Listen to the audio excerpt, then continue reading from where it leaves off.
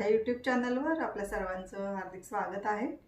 आजच्या रेसिपीचा व्हिडिओ आपण अवश्य पहा।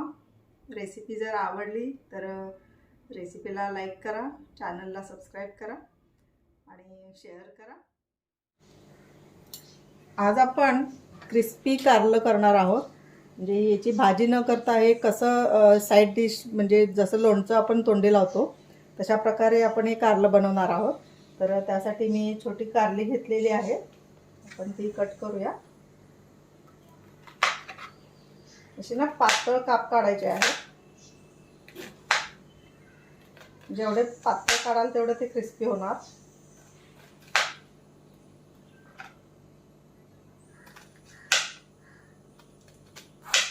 आणि जर मोठी कारली असतील तर त्याच्यामधून अर्ध करायचं आणि नंतर त्याचे कट करायचे कारली।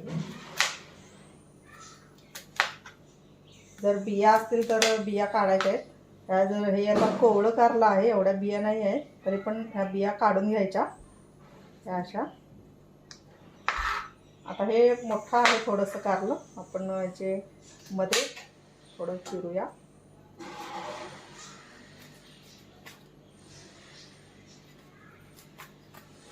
असे दोन भाग करून नंतर बारीक चिरायचं। या बिया काढायच्या आहेत, चिरल्यानंतर देखील तुम्ही काढू शकता। जेवढं बारीक चिरता येईल पातळ तेवढं ते पातळ चिरून घ्यायचं आहे।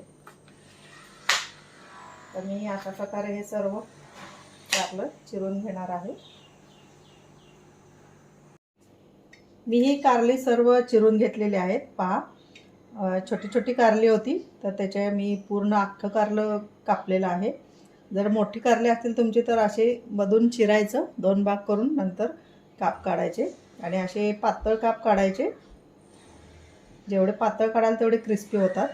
आणि आता याला आपण काहीही लावायचं नाही आहे, मीठ लावून ठेवायचं नाही, काही नाही। आता हे आपण चिरलेलं आहे, आपण याला आता फोडणी देऊया। मी गॅसवरती पॅन ठेवलेला आहे आणि 2 चमचे तेल देखील घातलेलं आहे। आपण आता यामध्ये थोडीशी मोहरी घालायची आहे आणि थोडीशी हळद,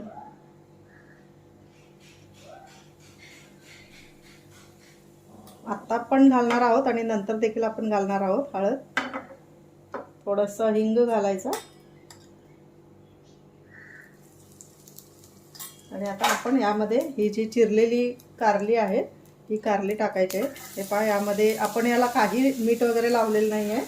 चिरल्यानंतर डायरेक्ट हे भाजायला घ्यायचे आहेत।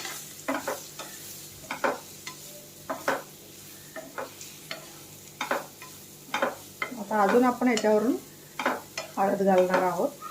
हळद जास्त घालणार आहोत कारण इम्युनिटी बूस्टर आहे कारलं। आपण असं ज्यांना आवडत नाही, मुलं वगैरे असं जर कारल्याची भाजी वगैरे खात नसतील तर तुम्ही अशी कारली रोस्ट करून देऊ शकता।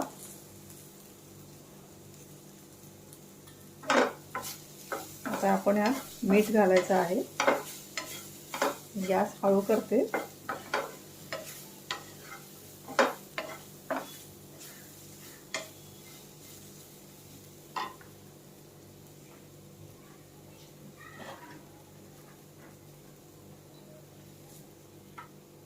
आपण मीठ घालूया। थोडंसं मीठ नेहमीपेक्षा म्हणजे तुम्ही जर खात असाल त्याच्यापेक्षा थोडंसं जास्त घालायचं, कारण आपण हे जसं लोणचं खातात तसं हे तोंडी लावणार असतो। पण मीठ घातलेलं आहे। आता असंच गॅस चालूच ठेवायचा आणि क्रिस्पी होईपर्यंत हे भाजायचं आहे कारलं। अजिबात कडू होत नाही आणि खूप छान लागतं, क्रिस्पी लागतं। तर आपण हे क्रिस्पी होईपर्यंत भाजूया आणि मध्ये एकदा अजून बघूया, त्यावेळी आपल्याला अजून थोडंसं तेल घालायचं आहे। आपण बघूया कारलं, आपण जेवढं 2 चमचे तेल घातलं होतं, तेल आणि मिठामध्ये हे एवढं भाजलेलं आहे कारलं आपलं। आपण आता इथे थोडंसं अजून 1 चमचा तेल घालूया। चांगलं क्रिस्पी व्हायचं आहे, अजून उशीर आहे।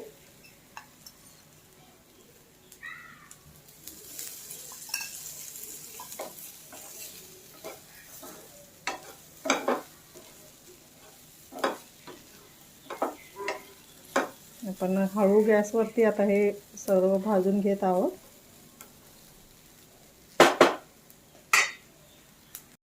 आपण बघूयात आपलं हे कारलं चांगलं भाजलेलं आहे. आपण गॅस बंद करूयात आणि ह्या गरम पॅनमध्येच हे ठेवायचं आहे, अजून क्रिस्पी होईल.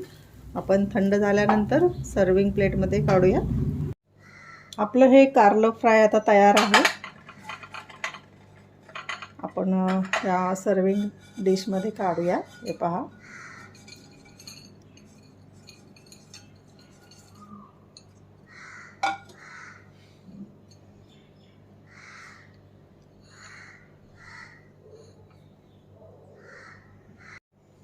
आपलं हे कारलं फ्राय खूपच क्रिस्पी झालेलं आहे. आपण बघूयात आता. हे पहा, लगेच तुटतं, क्रिस्पी फार झालेलं आहे. हे बघूयात, जेवढं तुम्ही पातळ चकत्या कराल ना तेवढं क्रिस्पी होतं. हे पहा.